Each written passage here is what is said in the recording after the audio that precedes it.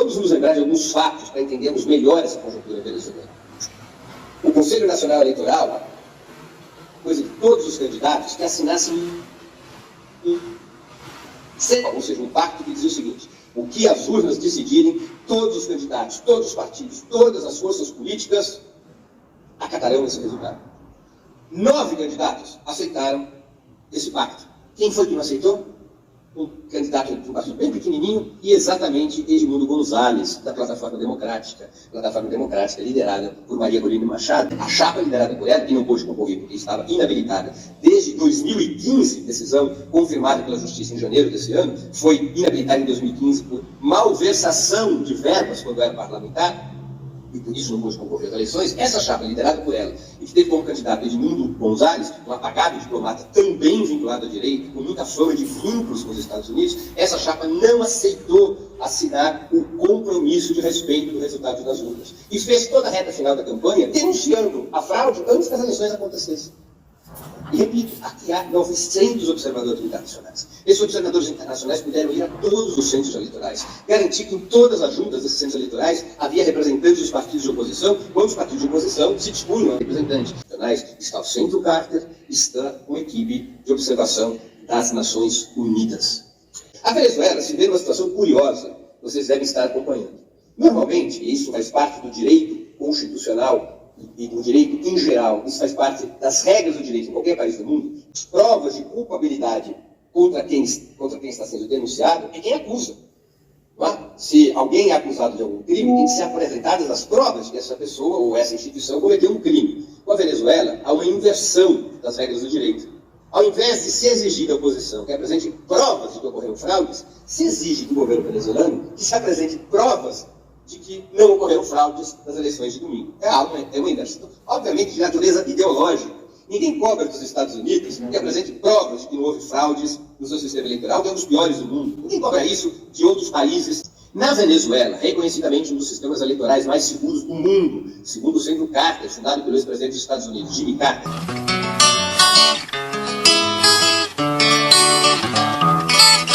A Amazônia não é quintal do mundo pra nenhum vagabundo vir jogar seu lixo. Não é lugar pra se fazer queimada, nem matar um sapintado ou qualquer outro bicho. E o mensalinho manauara é muito micho. Fala sério. Fala sério, cadê o traficante e a grana do flagrante que sumiu das mãos da Federal? E o Costa Neto se deu bem de vez, 30 mil por mês ele recebia. Renunciou para não ser caçado e deram pro safado aposentadoria. Quem foi que disse que o Lula não sabia? Fala sério. Fala sério, se não há critério neste ministério de falcatruas e armações. Pra mim é PT, saudações, prendam todos os ladrões. Fala sério. Na Venezuela, reconhecidamente um dos sistemas eleitorais mais seguros do mundo, segundo o Centro Carter, fundado pelo ex-presidente dos Estados Unidos, Jimmy Carter. They have a very wonderful voting system where you go in and you touch the screen and vote the way you want to, and instantly that touchscreen result is recorded and can be transmitted electronically into the central counting headquarters, but it also prints out a paper ballot. And when you get through voting, you can not only have voted electronically, but you can look at the paper ballot and make sure that's the way that you wanted to vote. Then you put the paper ballot in a box, and you can go back and check the results later on if there's any doubt about it. As a matter of fact, of the 92 elections that we've monitored, I would say that the election process in Venezuela is the best in the world.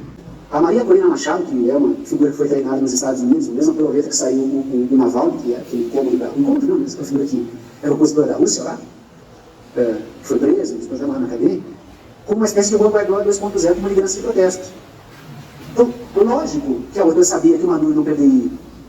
A mídia falou, se o Maduro perder, como será? Será que ele vai sair? Isso é uma discussão ingênua.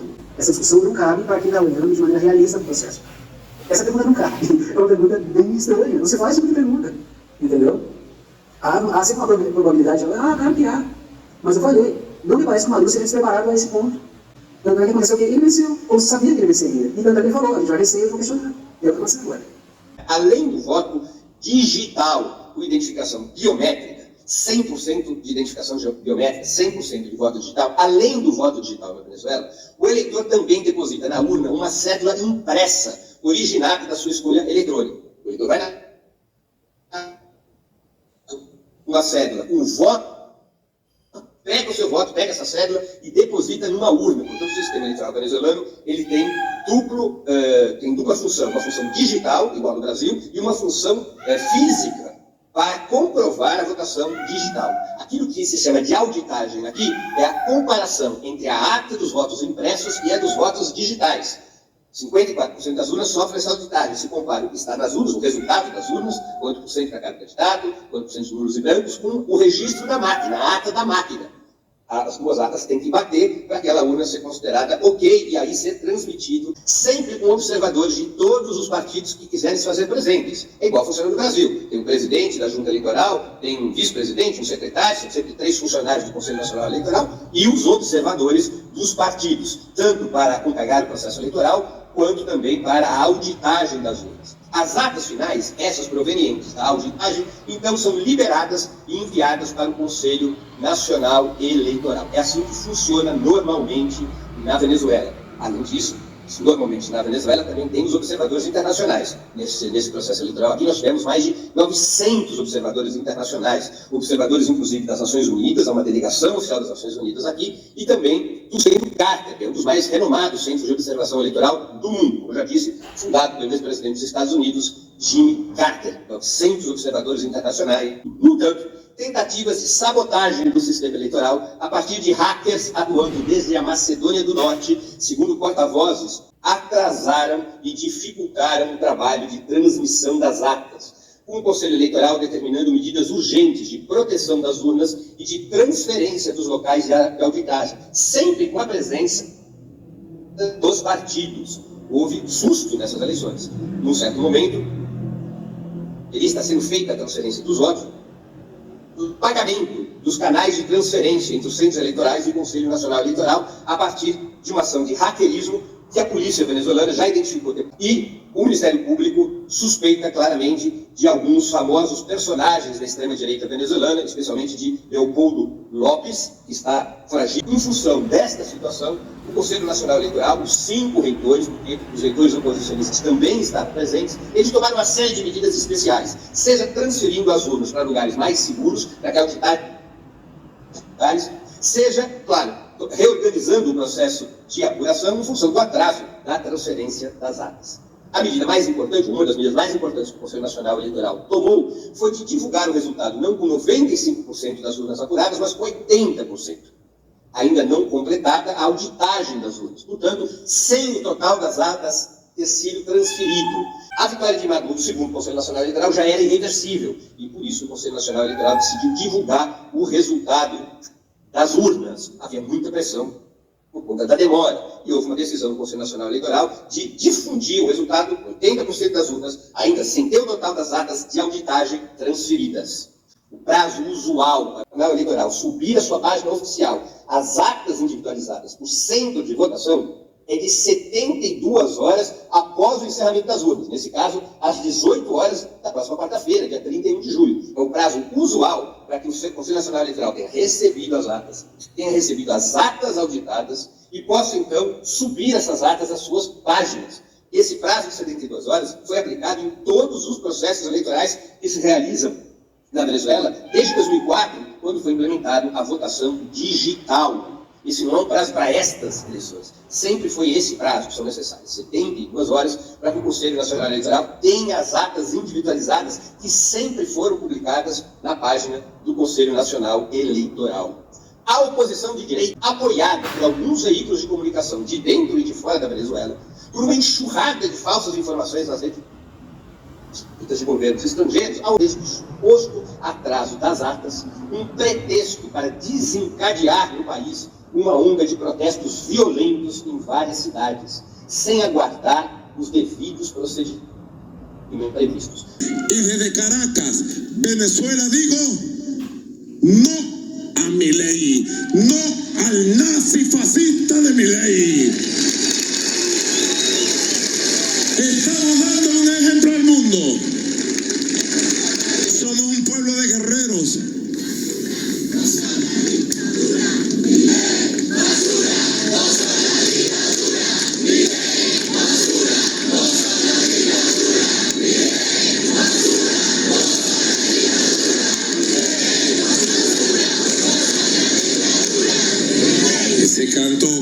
profundidad de Argentina. Y yo lo voy a repetir.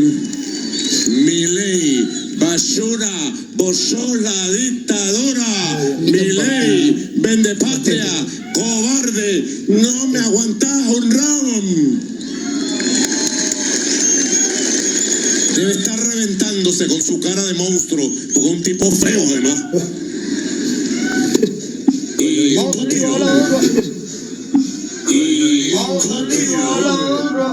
Dijeron que nada más iban a reconocer unas supuestas actas en una fábrica de actas que deben tener, unas supuestas actas,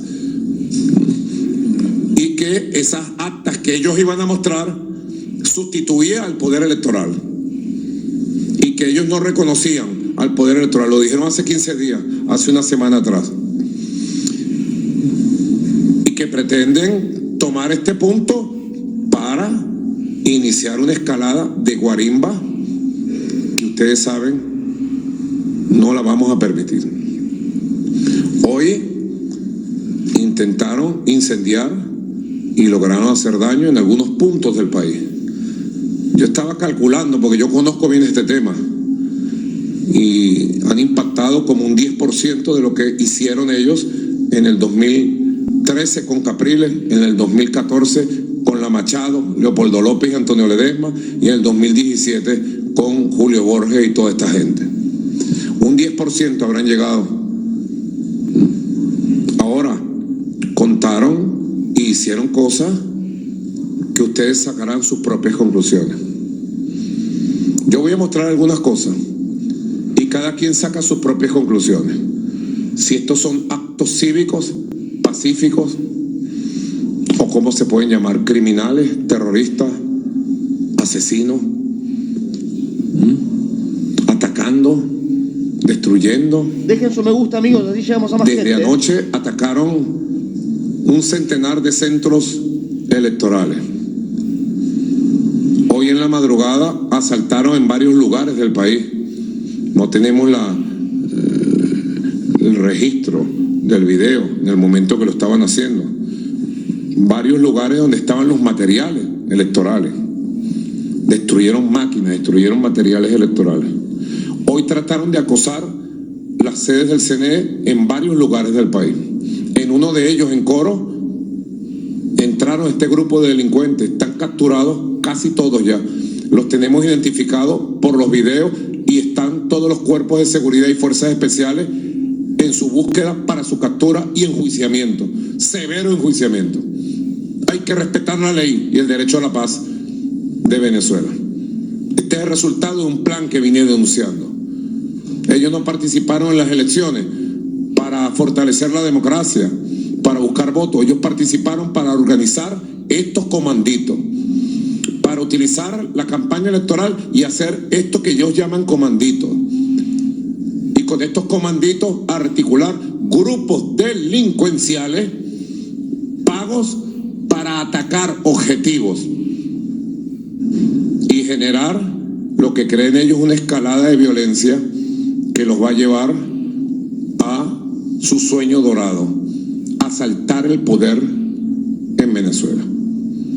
Por un lado presentan una cara, qué nivel de delirio, una sonrisa, un marketing. Por un lado presentan un viejito allí que casi no puede ni hablar ni caminar, pero por debajo va el plan, y detrás de este plan están los gringos.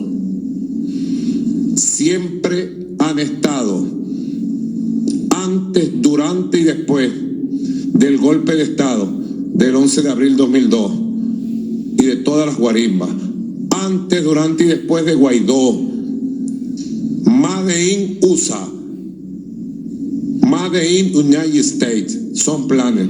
Y este plan lo vinieron trabajando ellos. Lo conozco bien, denuncié partes de este plan. Utilizar el proceso electoral para volver a desestabilizar a Venezuela y hacerle daño a usted. Señor, señora, mi compatriota, que tiene su actividad social, económica, cultural, educativa, volver a hacer daño a usted. Ellos viven del daño permanente, del daño.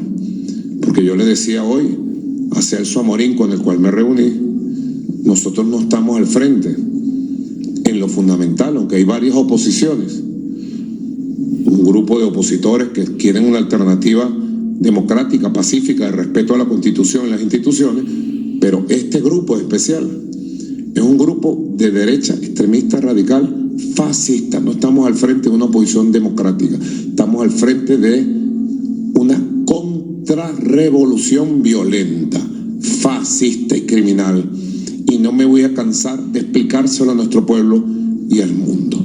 Y veamos los grupos comanditos que crearon. Vamos a ver el ataque a la sede del Consejo Nacional Electoral en Coro, cómo entran, destruyen, queman, patean. Ponlo ahí con sonido original. Pido disculpas por estas imágenes fuertes, pudieran ser fuertes, pido disculpas, pero es necesario que ustedes las vean. Adelante. Quemaron la sede del CNE en Coro y trataron de quemar en otros lugares. Quemaron el material electoral. Quemaron los vehículos. Y este muchacho ya fue capturado, estaba bajo los efectos de las drogas, la mayoría estaba armado con pistola, y él declara que lo mandaron a quemar el CNE y que le pagaron una plata, y él pagó al resto para que se metieran. Todos van a ser capturados en el transcurso de esta noche, la madrugada, y después no digan que son perseguidos políticos y venga el gobierno de Estados Unidos y venga la OEA y la ONU y el alto comisionado de la ONU a decir libertad para estos presos políticos. Y sabemos los autores materiales. También han atacado aquí en Caracas y en Los Teques, lo que tanto nos ha costado recuperar las unidades de Metrobús, el transporte público, la construcción de un nuevo transporte público, que es uno de los compromisos que asumí. Cómo costó arreglar y poner bonito las estaciones de Transcaracas, esa línea de Metrobús, y llegaron con todo su odio, su deseo de venganza, su violencia irracional. Vamos a ponerlo pantalla completa, pónmelo desde el principio, desde cero, pantalla completa. Esto es ahí en la avenida Fuerzas Armadas, precisamente cerca de la estación Las Flores. Entraron a destruir lo que se acaba de reinaugurar. Acabamos de reinaugurar el transporte público del pueblo. Mira, sacaron las ventanales. ¿Cómo se llama eso? ¿Democracia? ¿Oposición? ¿Cómo se llama? ¿Qué dicen? ¿Cómo podemos llamar esto? ¿A quién le hacen daño? Na madrugada de segunda-feira, depois de uma jornada eleitoral massiva e pacífica, o Conselho Nacional Eleitoral da Venezuela anunciou o resultado das eleições exclusivas para presidente da República. Divulgado na madrugada, no início da madrugada de segunda-feira. Nicolás Maduro, com 51,20% dos votos. Como eu disse antes, esse gráfico não está bom, não estão bons números, mas vocês veem pela fatia. Nicolás Maduro, ele fez 51,20% dos votos válidos, com 55,1 milhões de sufrágios, e Edmundo Gonzalez, 44,20% do eleitorado, com 4,4 milhões de votos, e os demais, 462 mil eleitores, com 4,6% dos votos válidos. Normalmente, pelas regras eleitorais da Venezuela, os resultados são divulgados publicamente de uma só vez, quando se chega a 95% das urnas apuradas, e esses resultados já são irreversíveis, ou seja, quem está na frente não tem mais como ser ultrapassado. Esta é a regra eleitoral na Venezuela, é diferente do Brasil. No Brasil nós temos uma apuração online. Quando começa a haver apuração, na verdade, quando começa a chegar os resultados da apuração no Tribunal Superior Eleitoral, elas podem ser acompanhadas passo a passo. É um processo de acompanhamento online. Essa não é a regra na Venezuela. Desde 2004, tanto o governo quanto a oposição fizeram um acordo pelo qual o Conselho Nacional Eleitoral só divulga o resultado quando 95% das urnas estão apuradas e o resultado já é irreversível. Uma diferença importante e tradicional do sistema de apuração venezuelano em relação ao sistema brasileiro. E a terceira questão, somente informa o placar final depois que são discutidos eventuais recursos, quem não está satisfeito com os resultados, e depois que se procede à auditagem de 54% das urnas. Isso faz parte da regra eleitoral na Venezuela. Há uma auditagem de 54% das urnas automática e aleatória. Essas urnas são sorteadas pelo Conselho Nacional Eleitoral em todo o país, entre mais de 30 mil urnas que tem o país em 15 mil centros de votação. São muitos os indicadores de que essa chapa, ou ao menos a corrente liderada por Maria Corina,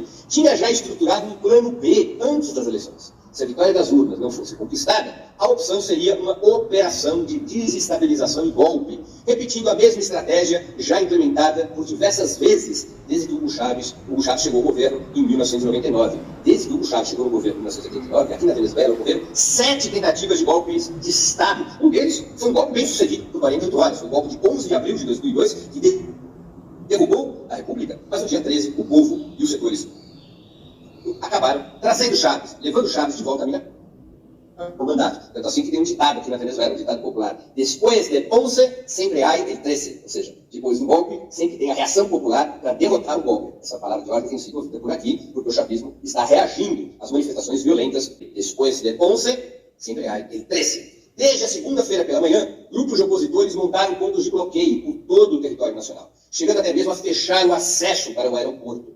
São mais de 60 focos de violência até amanhã, dessa terça-feira, com ataques a instituições, símbolos e dirigentes chavistas.